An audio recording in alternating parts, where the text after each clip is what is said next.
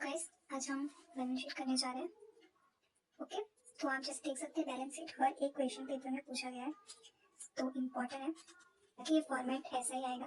तो ये आपको रट्टा करना ही होगा और कोई ऑप्शन नहीं है। ओके, ये लायबिलिटी साइड का है, ये एसेट साइड का है। सबसे पहले ये समझिए कि बैलेंस शीट है क्या। बैलेंस शीट एक ऐसा स्टेटमेंट है जो कंपनी का ये बताता है कि कंपनी के कितने उधार है, कंपनी के पास कितने पैसे हैं, ओके कितने एसेट है। तो जो भी उधार होगा ना कंपनी का वो हम लाइबिलिटी साइड लिखेंगे। ओके, और जो उसके पास पैसे होंगे या आने वाले पैसे होंगे वो हम एसेट साइड पे लिखेंगे। बस इतना सिंपल सा कॉन्सेप्ट याद रखना कि जितने भी कंपनी के उधार है वो हम लाइबिलिटी साइड मेंशन करेंगे। लाइबिलिटी जो कंपनी को इन फ्यूचर पैसे देने ही पड़ेंगे तो वो कंपनी का क्या हुआ, लाइबिलिटी हुआ, तो इसलिए हम लाइबिलिटी साइड शो करेंगे।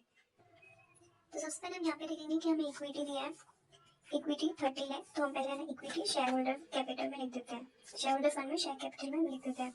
ओके, यहाँ पे 13 लाख,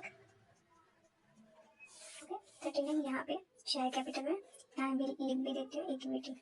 ओके, नेक्स्ट हमें क्वेश्चन में दिया है रिजर्व, जनरल रिजर्व 15,000, बट यहाँ पे एट द सेम टाइम हमें प्रॉफिट एंड लॉस क्रेडिट दिया है, तो हमें ये पहले ऐड करना होगा, उसके बाद हम इधर रिजर्व पे लिख सकते हैं। ओके, तो सबसे पहले ये चीज़ आप समझिए कि जनरल रिजर्व होता क्या है।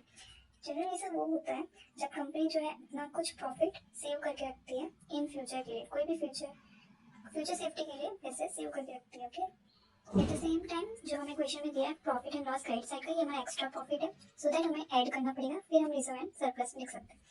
तो मैं तो यहीं पे कर देती हूँ कैलकुलेशन, आप कर लेना। ओके, यहाँ पे जनरल रिजर्व ऐड हमें P&L करना है क्रेडिट साइड का। ओके, तो यहाँ पे जैसे कि हम देख सकते हैं 15,000 जनरल रिजर्व, इसके बाद हमारा ये 10,745, तो टोटल करेंगे तो हमारा आंसर आएगा 25,745। ओके, अब इसे अलग से कैलकुलेशन बताना एग्जाम में, मैंने यहीं पे कर दिया है। अब उसके बाद हमें क्वेश्चन में दिया है डिबेंचर, ये देखिए आप डिबेंचर दिया है, 2 लाख का डिबेंचर दिया है। तो आप पहले ये चीज़ समझिए कि डिबेंचर क्या है। डिबेंचर कंपनी का लॉन्ग टर्म लोन है, बिकॉज कंपनी ने क्या किया, पब्लिक से उधार लिया है, तो उसको इन फ्यूचर रिटर्न तो करना होगा ना, तो ये उधार है तो हम क्या करेंगे, लायबिलिटी साइड लिखेंगे। ओके, तो लायबिलिटी साइड हम लिखते हैं। ओके, हम यहाँ पे लिखेंगे लॉन्ग टर्म, यहाँ पे मैं लिख देती हूँ डिबेंचर, कितना लाख है, 2 लाख। हाँ अभी गाइस मैंने लॉन्ग टर्म पे क्यों लिखा है एंड शॉर्ट टर्म बोरिंग पे क्यों नहीं लिखा। लॉन्ग टर्म में इसलिए लिखा बिकॉज कंपनी जब भी कंपनी जो है 1 साल से ज्यादा का लोन लेगी, एग्जाम्पल जैसे कोई बिजनेस लोन हो गया या कुछ भी, तो वो लॉन्ग टर्म बोरिंग में लिखेगी। ओके, और शॉर्ट टर्म बोरिंग में तब लिखते हैं जब कंपनी से 1 साल के अंदर अंदर लोन लेती है और वो भर भी देती है, वापस कर भी देती है, तो वो शॉर्ट टर्म बोरिंग में आएगा। ओके, जैसे कि ओवरड्राफ्ट हो गया या कोई भी छोटा सा लोन हो गया जो 1 साल के अंदर अंदर रिटर्न कर देंगे, वो हम शॉर्ट टर्म बोरिंग में लिखेंगे। लॉन्ग टर्म बोरिंग में वो लिखेंगे जिसका पैसा पेमेंट जो है वो इन फ्यूचर करेगी, मतलब काफी टाइम लग जाएगा उससे, 5 से 10 साल हो जाएगा पेमेंट करते करते, इसलिए हमने लॉन्ग टर्म बोरिंग में लिखा है उसे, फिर रिटर्न करेगी लॉन्ग टर्म में। अब हमें दिया है land and building, at the same time हमें टूल्स एंड इक्विपमेंट भी दिया है, तो हमें ये ऐड करना होगा सबसे पहले, उसके बाद ही हम लिख सकते हैं।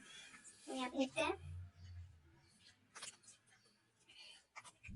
एसेट साइड पे टेंजिबल है, यहाँ पे मैं ऐड कर देती हूँ, आप लोग सेपरेट इसमें कर देना। Okay, land plus land and building, उसके बाद प्लस टूल एंड इक्विपमेंट, मैंने यहाँ पे शॉर्टकट में लिखते हैं, आप लोग उसमें लिखना 9,64,985 रुपीज। ओके, टोटल ये आएगा।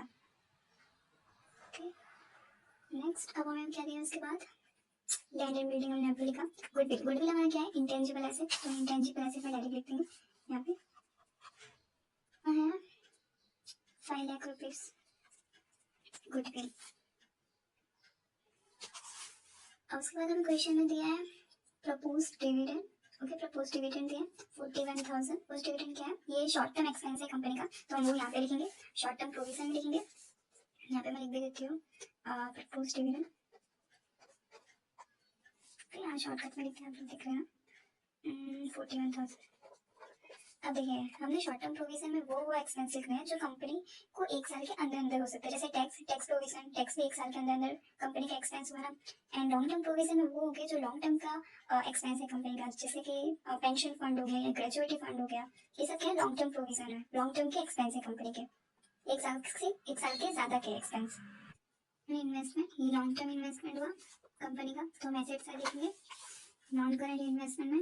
ओके, यहाँ पे म्यूचुअल फंड करके कितना था 34,000, 34,000। अब नेक्स्ट प्रीपेड सैलरी, ओके 50,000। ये जो प्रीपेड सैलरी है एंड ये जो प्री इंश्योरेंस है, प्रीपेड इंश्योरेंस, इसकी हम कैलकुलेशन बाद में करेंगे क्योंकि हमें और भी आगे चीज़ें आएंगी जो ऐड करना होगा, इसलिए ओके हम बाद में करते हैं। Next interest payable. Interest payable का मतलब क्या है कि इंटरेस्ट देना बाकी है, तो ये क्या हुआ, सिंपल सी बात है लाइबिलिटी हुआ क्योंकि इंटरेस्ट देना बाकी है ना, तो हम उसे कहाँ लिखेंगे अदर करंट लाइबिलिटी में। ओके, यहाँ पे इंटरेस्ट पेबल कितना 16,200। ओके, इंटरेस्ट पेबल भी हमारा हो गया। अब नेक्स्ट यहाँ चलते हैं advance to employ. Advance to employ हमें कहाँ लिखना होगा एसेट साइड में, बिकॉज एम्प्लॉय को एडवांस में पैसे दिए हैं जो मिलना बाकी है, तो हम कहाँ पे लिखेंगे एसेट साइड में।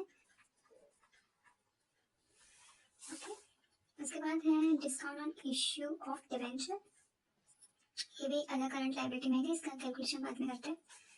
टूल्स एंड इक्विपमेंट्स हमने कर दिया। ये ग्रेट्युटी फंड जो है ये क्या हुआ कंपनी का लॉन्ग टर्म का एक्सपेंस है। क्यों एक्सपेंस मतलब लायबिलिटी है, बिकॉज कंपनी जो है सेव करती है फॉर लॉन्ग टाइम, जैसे कि एम्प्लॉय का रिटायरमेंट के लिए फंड, ये क्या हुआ लॉन्ग टर्म सेविंग है कंपनी के, तो लॉन्ग टर्म सेविंग है तो वो कहाँ पे आएगा लॉन्ग टर्म प्रोविजन में। ओके, तो लॉन्ग टर्म प्रोविजन में लिखेंगे कितना था 1,50,000। अब उसके बाद हम देखते हैं डेप्टर पैसे लेना बाकी है कस्टमर से। ओके, तो ये क्या हुआ एसेट हुआ क्योंकि हमें पैसे मिलने वाले हैं, तो हम कहाँ पे लिखेंगे एसेट साइड में लिखेंगे,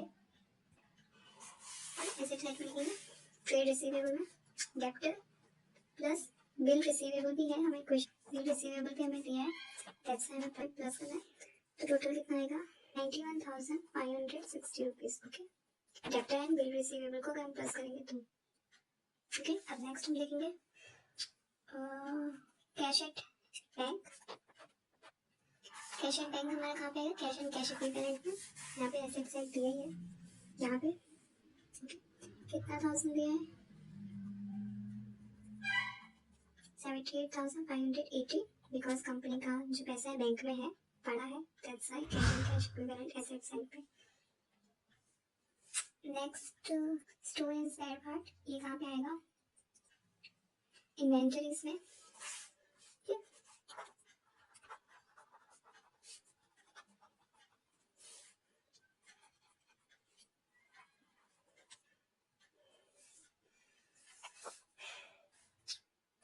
सन्ड्री क्रेडिटर्स, ये कहाँ पे आएगा लायबिलिटी साइड में, बिकॉज कंपनी को पेमेंट करना है, पेंडिंग पेमेंट है कंपनी का उसे पे करना है, तो उसके लिए लायबिलिटी हुआ, तो हम यहाँ पे लिखेंगे लायबिलिटी साइड ट्रेड यहाँ पे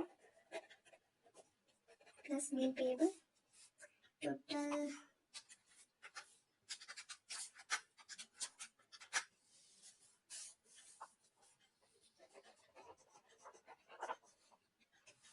देखते हैं बैंक ओवरड्राफ्ट हमारा बाकी था।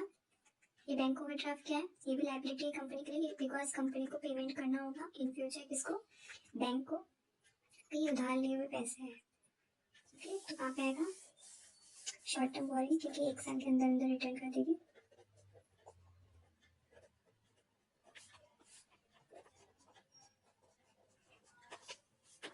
ये कंप्लीट हो गया लायबिलिटी साइड का हमारा। ओके, अब हमारा क्या क्या चीज़ बाकी पेंडिंग था। ओके, अब कंप्लीट हो गया।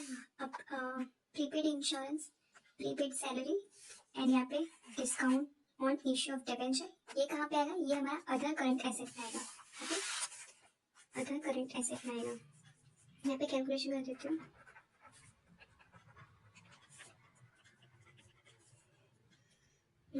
प्रीपेड इंश्योरेंस, प्रीपेड सैलरी,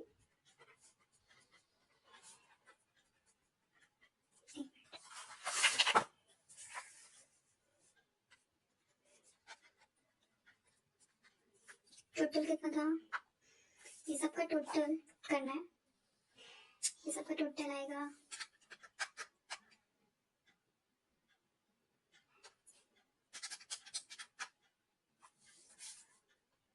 यहाँ पे लिख देती हूँ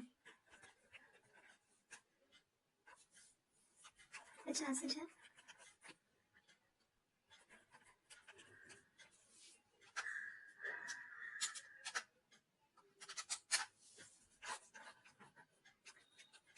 ये पूरा टोटल कहाँ पे है ना, इधर। ओके, अदर करंट एसेट है। अब हम टोटल करेंगे।